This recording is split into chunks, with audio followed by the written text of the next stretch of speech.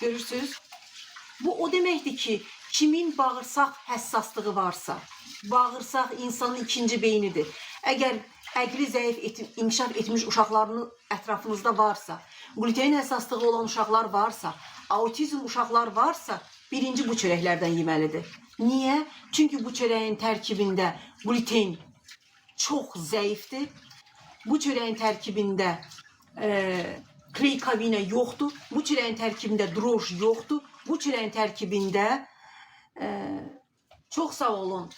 Qoyun mən Kəmalə xanımı burada qeyd edeyim, yuxarıda bərkidim. O bizim ünvanı göstərir. Hə, deməli dostlar, bax bu kim arıqlamaq istəyir?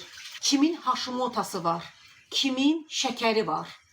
Kimin ürəyində aparat, anju, stent var, olunubdur? Kimin qanı qatıdır? Kimin ödü düz işləmir və yaxud da ödün kəsdirib? Kimin mədə bağırsağı işləmir? Kimin bağırsaq həssaslığı var? Kimin böyrəyində zülal var? Baxın, necə ki arpa çayını, görürsünüz viral olubdur arpa çayı içmək. Ki, necə ki arpa çayını bir vaxtlar mən YouTube'da dəmləyirdim, hamıya göstərirdim. İndi çox sağ olsun mənim həmkarlarım, sağlamlığını qoruyan insanlar mənim həmkarlarım sayıram, özümə doğma sayıram. Həmin insanlar görürsünüz paylaşırlar. Arpanın dəmləməsi, avyosun dəmləməsi. Bax, avios necə dəmləyirsiniz, arpa necə dəmləyirsiniz, qaraciyər, öd, böyrək təmizləyir. Buyurun, bu da sizə çörəyi. Rahatlıqla yiyin, böyrəyinizə, qaraciyərinizə fayda olsun və arıqlayın. Sonra keçdik çovdar çörəyinə. Bu isə çovdardır. Deməli, tərkibində nə var? Çovdarın unu var.